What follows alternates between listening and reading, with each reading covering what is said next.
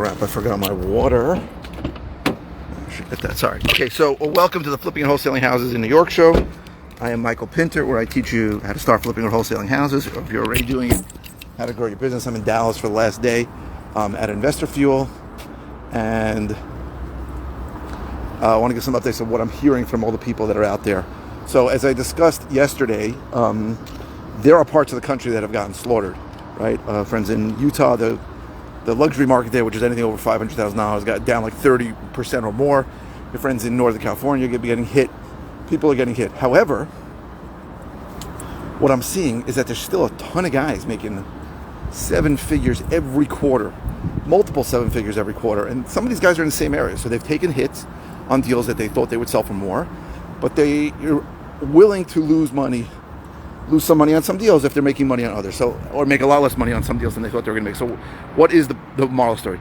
A lot of people don't get into the business because they think they have to time it right. Oh, now's a terrible time to get in the business. Everything's too hot here. Now's a terrible time to get in the business. It's too slow. The reality is the people that do well are the ones that do well throughout any market. And the people who are still spending money on marketing, and the people who are committed to the long game and committed to saying, even if it's a difficult time right now, I know it's going to get better because I've been through, even if I haven't been through this before, and a lot of the people in the business were not around in 2008 and 9. I was in the mortgage business then, so I saw what happened to the real estate market through the mortgage business. But it's a long game. It's very, as humans, we very often look at things through the lens of right now, and we don't look at things through the lens of, is this going to last long? Right? That's our nature, right? Our nature is that we have a problem. Something happens, even God forbid a tragedy, and we say, how are we going to go on? But the truth is we always go on. We do go on. So in this business, you have to create a business that works through good times and bad times. And the best time to get into this business is today. That's the truth. There is no waiting for the market to get better or waiting for the market to get worse. You can wait for that crap all your life. So there are guys who made $1 million in the last 3 months, easily made $1 million in the last 3 months, but they had to take a loss on 4 deals that they didn't think that they thought they were going to make money on, and they maybe lost money on a couple of deals. But if you build a business that, I just dropped my, if you build a business that's sustainable, then regardless of what happens in the market, you'll do okay, even if there are going to be short periods of time where you might take a beating. Now, it doesn't mean it's a short period of time, as I said yesterday, for the market to be going down. The market could be going down for years, right? The market can be stagnant for years. The market could go down 5, 10. I wouldn't be surprised if the market in New York is down 10% over the next 2 or 3 years. I wouldn't be surprised. It could be down more, maybe 15%. But the truth is that regardless of where the market's going to go, if you build a business to acquire homes at a discount and then disposition those homes either through wholesaling or flipping, fixing and flipping them, or wholetailing them, whatever we do with them, you will have a sustainable business, even if there are times now. So I have a bunch of properties. I bought about 12 properties that were occupied during the pandemic. I'm finally getting them out. And I just got one at the contract yesterday to sell, and I'm going to do fine with it. It was in much worse condition than I thought it would be. I have another deal where I probably priced it too high, but I still should do okay.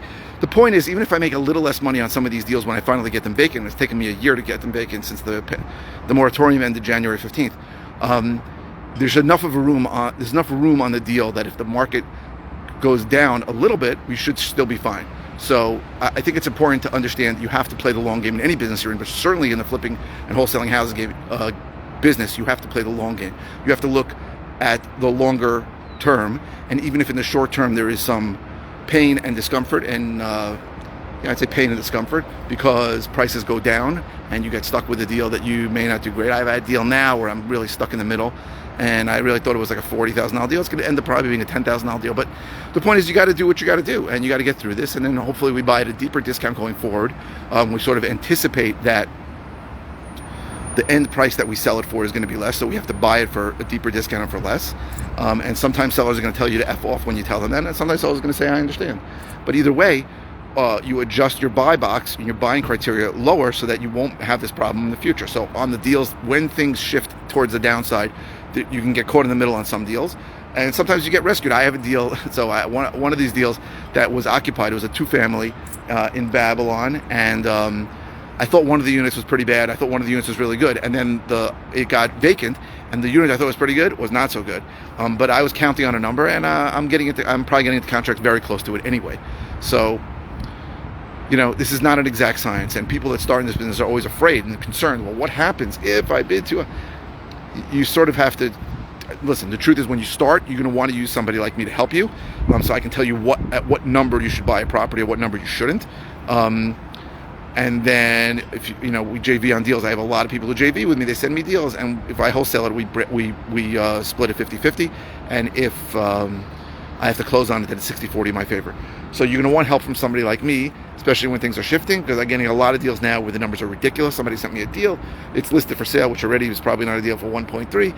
It's really, I can buy it for 1.1. I'm like, it's not even worth 1.1. And these are the kinds of things that are happening. People don't understand that really the market peaked in New York around May, June, and it's been leveling off to going down since then. So if you're not anticipating that when you buy and you don't buy at a deeper discount, you could run into trouble.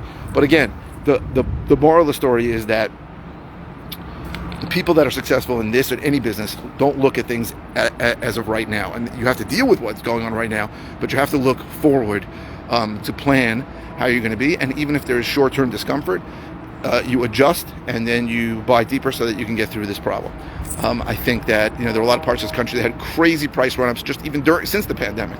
And those are the ones that get hit the worst. New York didn't have crazy price run-ups. They had, I'd say we increased slightly, like a lot of the country, and then we're probably going to go down slightly, and the interest rates are going to affect how many people can buy property for sure. Absolutely, it will. But the question is there still I believe that there's an artificial shortage of supply in the New York market because the foreclosure and eviction moratoriums are going to hit New York in a much longer term play, because foreclosures and evictions in New York take so much longer than the rest of the country anyway. So getting things through the system. Listen, I started 12 different evictions on January 15th, right? And the courts didn't really hear anything till February, but I'm just getting people out evicted now. I just had my first eviction from that like 2 weeks ago. So it's going to take a long time to get all that through the system, and those are places that are going to go up for sale, and it's a long time to get foreclosures. Already took 10 years in New York before then. People can't believe when I say that. Now we have another 2 years added onto it, and then a backlog. It might take 15 years for foreclosure. So it's important to understand that in New York there's a reduced amount of supply, and a lot of parts of the country reduced amount of supply. So even though there's less demand because a lot of people can't afford what they used to be able to afford now that interest rates have gone up, the reduction in supply sort of maybe should even that. So as someone said here 3 months ago, they said if in any given area, if there's 1,000 people that can qualify for a house when the rates are 3%, and then there's 600 people that can qualify for a house when the rates are 5%, and there's only 200 people who can qualify for a house there, and when the rates are 7.5%, which is around what they are now, it doesn't matter if there's only 100 houses available for sale. And I think we're in a lot of that. I think a lot of that's true in a lot of parts of the country. There just aren't enough houses for sale, even though there's a lot less people that can afford them. So I hope this was helpful. If you're interested in all the ways I can help you, go to howtoflipnewyork.com. If you are watching on YouTube, please subscribe. Watching on any media channel, please click the thumbs up. The likes really, where is that? There it is. Likes really help the algorithm. A lot more people see my videos. Please keep the questions coming. I post 5 times a week. I don't always know what to say. So your questions help me by, first of all, giving me ideas to what to say, and also let me answer your questions. You can ask any question. It does not have to be about the video you're watching. I try to get back to all questions as quickly as I can. The sun is terrible right there. And if it's something simple, I'll just reply with an answer. If it's something that I've covered recently, I'll send you a link to a video on it. Or if it's something new, I'll send you a brand new video on it. So thank you very, very much for watching.